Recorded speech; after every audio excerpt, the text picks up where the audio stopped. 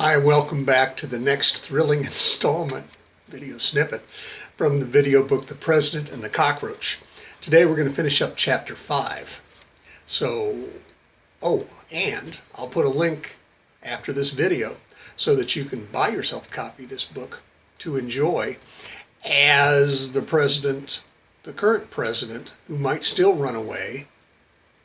Well, maybe fiction mirrors life. Or life mirrors fiction. Who knows?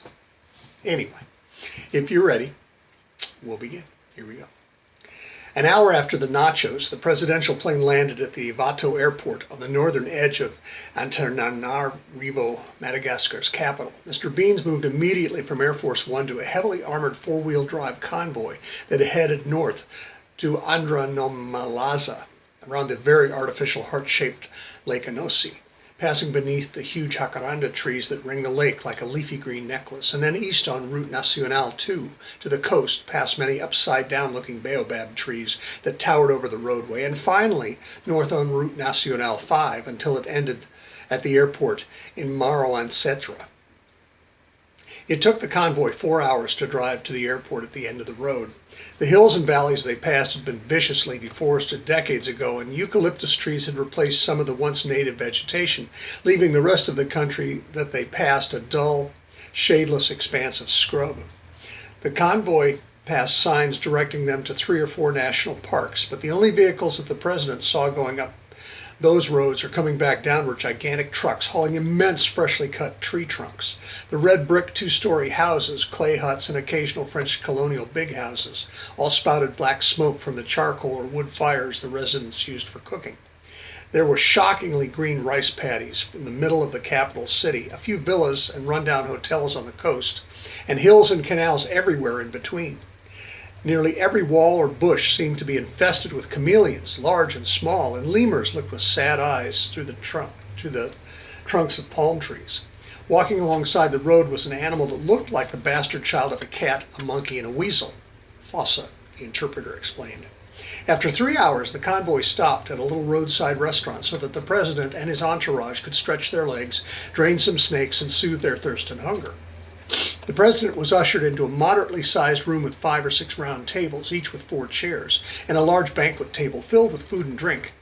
"Mr. Beans," the interpreter said, "may I please introduce our host, Monsieur Rakoto?" Mr. Beans smiled and extended his hand in friendship. "Monsieur Rakoto, my pleasure." M. Rakoto's smile filled the room, and the man motioned for President Beans to be seated.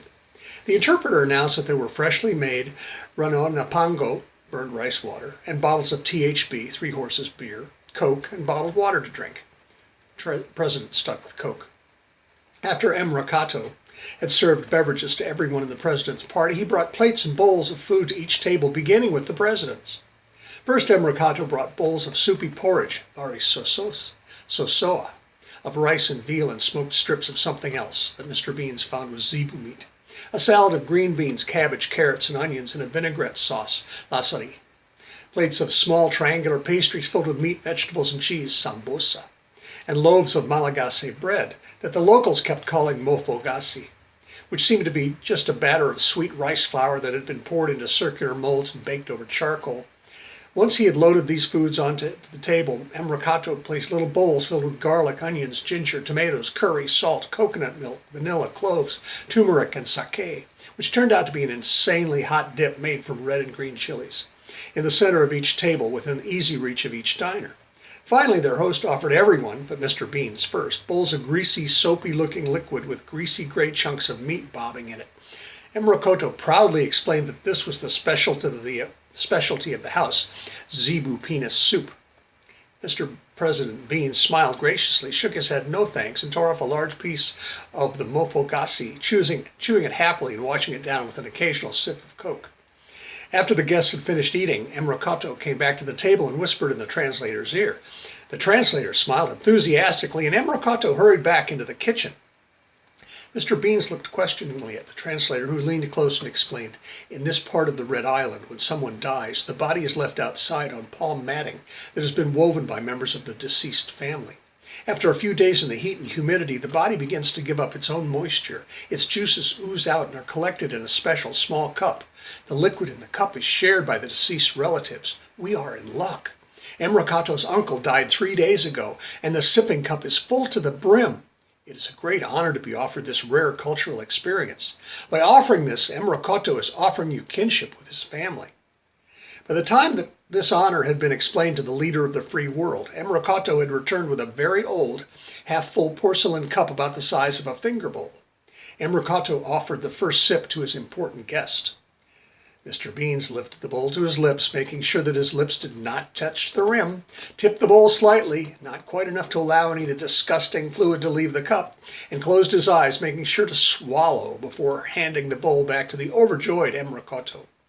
Emrakato lifted the bowl to his lips, closed his eyes, and took a slow sip of the foul liquid.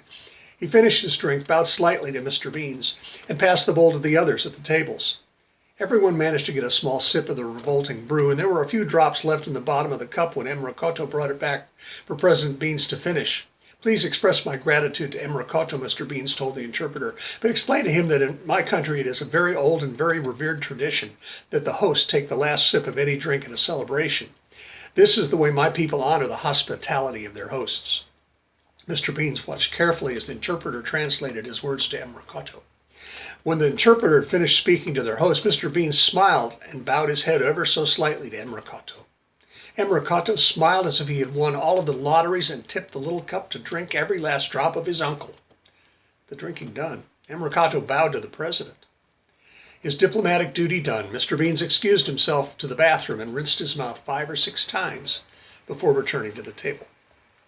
Mr. Beans and his party returned to the convoy after lunch and drove north for another hour up the Indian Ocean coast to Maronatsetra. The beaches were idyllic and beautiful and untouched. The translator explained that vicious undertows sucked almost any swimmer out to sea, to the great delight of the sharks that patrolled the coastline. When the convoy finally reached the airport, Mr. Beans and some of his party climbed into a Russian-built Mi-24 Hind helicopter that had seen much better days, but which was still outfitted as a heavily armed and armored gunship and troop transport. President Beans asked his aide-de-camp, and it was told that the Madagascans had purchased it from the one Free Libyan Air Force rebels in 2011. It had been reportedly shot down. President Beans was squeezed into the back with his aide-de-camp, 3 Secret Service agents, an interpreter, and a government minder. The little group then flew another 200 miles north into the wilds of the Adrafimenta Reserve. The reserve consists of a number of steeply sided valleys that radiate outward from a limestone plateau, just west of the Indian Ocean. It is bordered by a river on the east, by another river on the south, by streams on the east, by steep rocks on the north. The president's helicopter headed straight for the still thickly forested valleys of the tropical deciduous forest that the reserve protected. It was sunny in the 70s, that is, until it began to rain. The president's people opened umbrellas to shield him from the rain, but the downpour lasted only about 5 minutes. The presidential party followed a track that led from the clearing where they had landed the hind deeper into the forest. Every few trees or so, a bright yellow comet moth, each about 8 inches from the rounded leading edges of its wings to the pointed ends that resembled withered fruit, showed the way, the brown and silver eyes that adorned the centers of each wing watching. The men walked through the leaves and vines and creepers for another 10 minutes until another clearing opened in front of them. There in a corner, leaning up against the trunk of an impossibly large baobab tree, sat the largest insect Mr. Beans had ever seen, its dark brown, almost black head and thorax, and 6 brown-black legs slowly moving above a lighter mahogany-colored abdomen. The massive cockroach hissed at Mr. Beans. The translator explained, "This is Kadrakdrakraka, Queen of the Forest. The hissing that you hear is not her disturbance hiss or her aggressive fighting hiss. She is welcoming you to Andrafiamenta." Mr. Beans was taken aback, but he had been well schooled in diplomacy. "Please express my thanks to Her Majesty for meeting with us. It is my honor to meet her in her home." As the translator hissed Mr. Beans' sentiments to the regent of the forest, she nodded her head very slightly in response. As she did so, 50 or 60 nymphs that had pupated inside her pushed out into the warmth of the jungle air. Mr. Beans was startled at this birthing, but noticed that the queen was surrounded by hundreds of her children, from the newly born nymphs to small roaches still too young to leave her side. The queen waved a prothoracic leg, offering the president a seat on a log. The president looked at it for a moment, fully realizing that it was the best log in the clearing, with no rot and just a little moss on what appeared to be the north side. He sat, smiled at her, and nodded his thanks. The Queen hissed at him, and the translator translated, "Welcome to my home, Mr. President." The president smiled and nodded again. The Queen hissed again, and the translator continues, "It has come to my attention that certain of my relatives have decided to come out of the pantry in your nation. I want to ensure their safety. America is not known as an especially tolerant country." This was too much. "I beg your pardon, madam." The president rose angrily to his feet. "America is the birthplace of liberty, the land of the free, and the home of the brave." The Queen, who was over 7 feet long, head to ovipositor, unless that was her anus, rose to her full height and roared.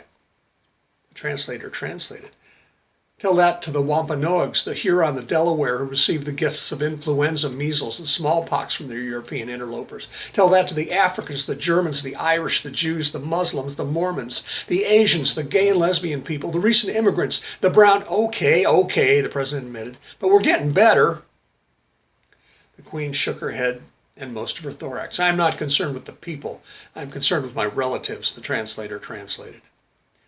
"What do you want me to do?" Mr. Beans asked the Cockroach Queen.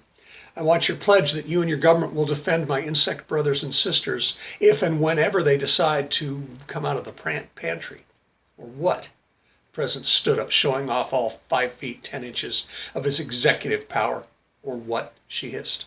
"Or my brothers and sisters and aunties and uncles and cousins will be forced to aggressively defend themselves." The president sneered. "Ooh, little bugs." And he raised his foot to squash a smallish cockroach on the ground. Instantly, the Queen made a snapping noise with her maxillary palps, and within seconds, the President of the United States, the most powerful person in the world, was covered head to toe in hissing cockroaches. The translator for the Queen explained, "We believe that there are over 80,000 species of insects that live north of the Mexican border in North America, and that there are about 200 million insects for each human on the planet.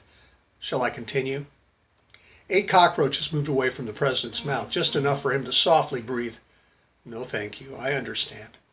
The Queen snapped her palps a second time, and the roaches that had become like the president's second skin vanished back into the rainforest.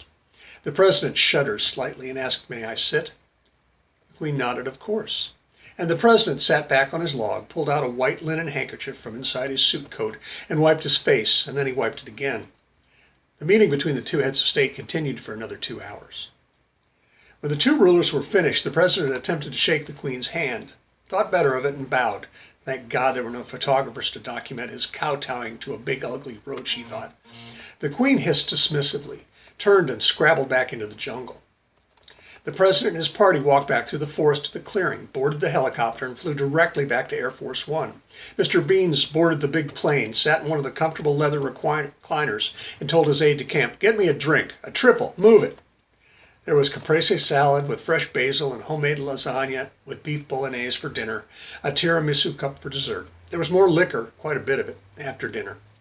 Late the next morning, after enjoying a Western omelet with home fries and a wonderful bowl of cantaloupe as his airplane made the last leg of his journey up the East Coast, Mr. Beans was back on the ground in Washington, D.C.